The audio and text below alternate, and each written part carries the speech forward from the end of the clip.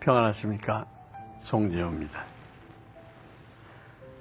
식당에 가보면 흔히 저희는 화학 조미료를 사용하지 않습니다 라고 적힌 문구를 볼 수가 있는데요. 그만큼 화학 조미료가 우리 몸에 좋지 않다는 얘기겠죠.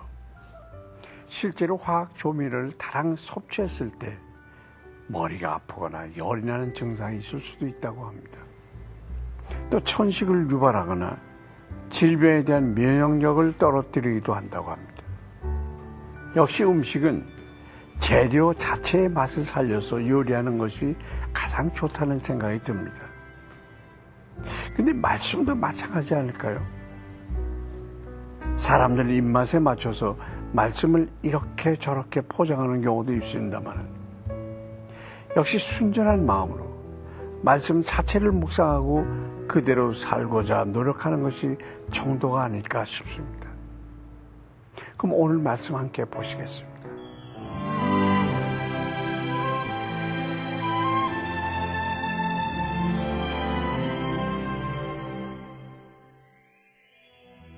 오늘 보실 말씀은 사사기 14장 1절부터 7절까지의 말씀입니다.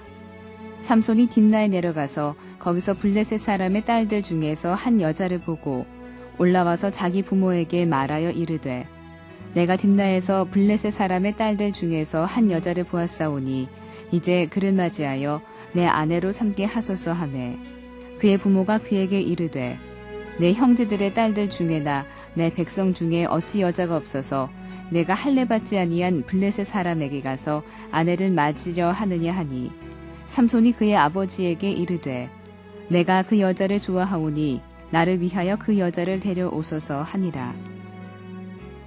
그때 블레셋 사람이 이스라엘을 다스린 까닭에 삼손이 틈을 타서 블레셋 사람을 치려 함이었으나 그의 부모는 이 일이 여호와께로부터 나온 것인 줄은 알지 못하였더라.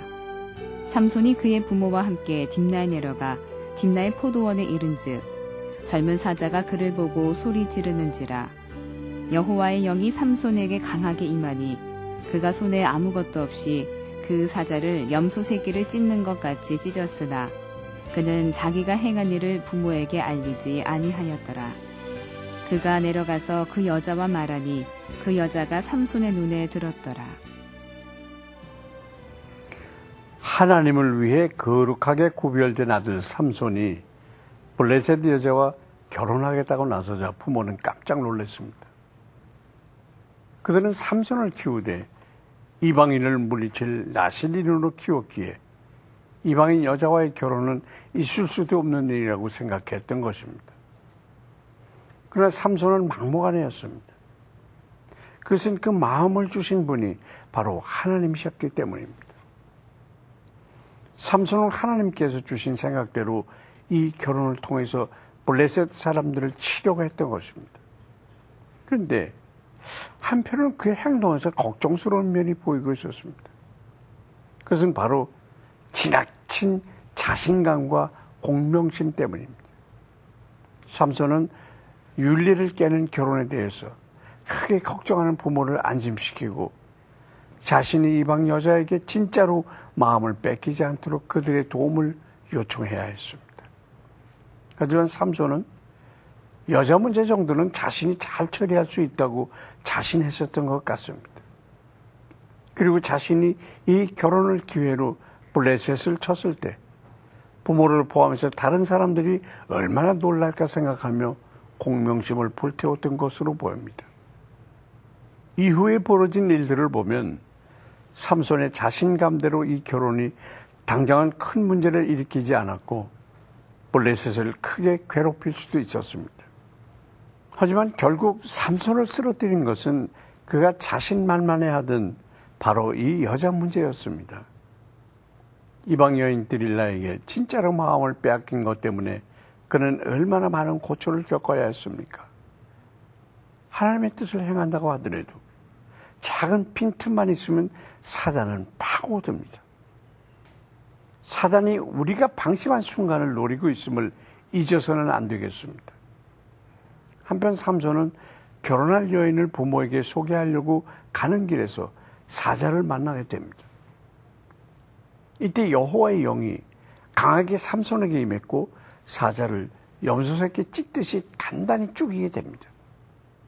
이 사건을 마치 다윗이 골리앗과 싸우기 전에 사자와 곰을 물맷돌로 쳐 죽이는 경험을 한 것처럼 블레셋 족속을 치기 전에 하나님이 함께 하신다는 확신을 가지게 하기 위해서 특별히 허락하신 경험이었습니다.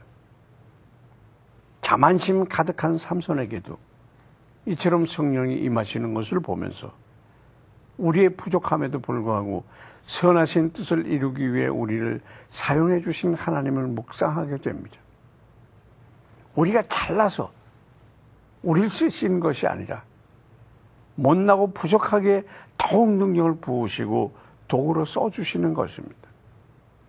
이런 주님을 향한 진정한 감사가 우리 안에 항상 있어야 하겠습니다.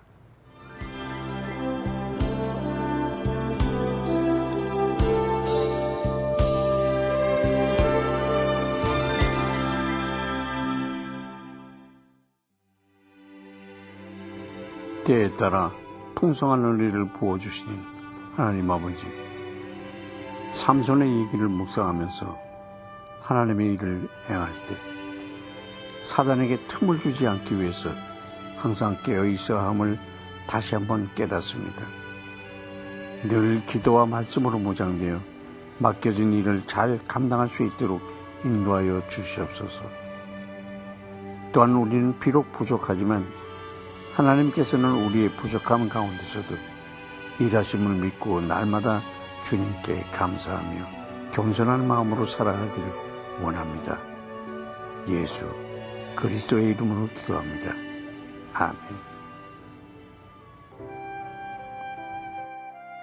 쿠만딘 샤머닌 살바는 마을 옆에 신당에 서서 하늘을 올려다보며 방문객들에게 그의 이야기를 해주고 있었습니다. 우리는 음식, 직업과 교육의 부족 등 많은 문제점이 있지만 정령들이 살아있기 때문에 상황이 점점 더 나아지고 있어요. 쿠만딘 알타이는 이들을 변화시키려는 러시아의 노력에도 불구하고 이들의 전통을 지키려 맹렬하게 싸워왔습니다. 시베리아 북쪽의 아름다운 이들의 마을에는 샤머니즘을 알고자 많은 관광객들이 방문하고 있습니다. 쿠만딘이는 부흥하는 샤머니즘에 점점 더 매료되고 있습니다. 하나님께서 이들의 눈에 가려진 베일을 제하여 주셔서 이들이 하루속히 샤머니즘에서 벗어날 수 있도록 기도합시다. 이솝 우화에 나오는 얘기입니다. 아기 사슴이 사냥꾼에게 쫓기게 됐는데요. 힘을 다해서 도망쳤지만 금방 지치고 말았습니다. 그래서 멈춰서서 주위를 살펴봤습니다. 그때 마침 잎이 무성하게 우거진 포도 덩굴이 있었습니다.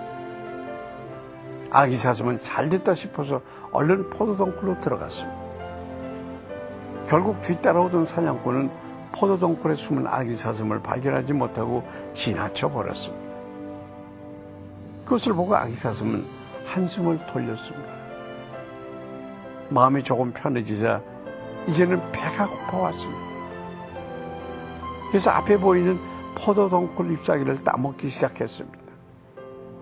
근데 그때 사냥꾼이 지나간 길을 데려오다가 그 소리를 듣게 됐고 아기 사슴은 결국 사냥꾼에게 잡히고 말았다는 것입니다.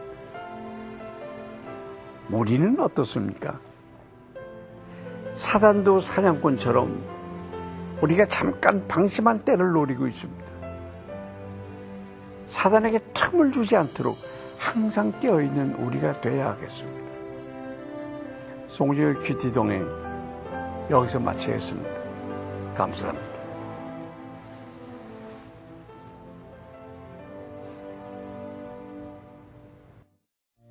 이 프로그램에는 GTM에서 큐티 교재 GT를, 책으로 만나는 성지 순례 답사기 바이블 루트를, 수아영에서 기초 화장품을 협찬해 주셨습니다.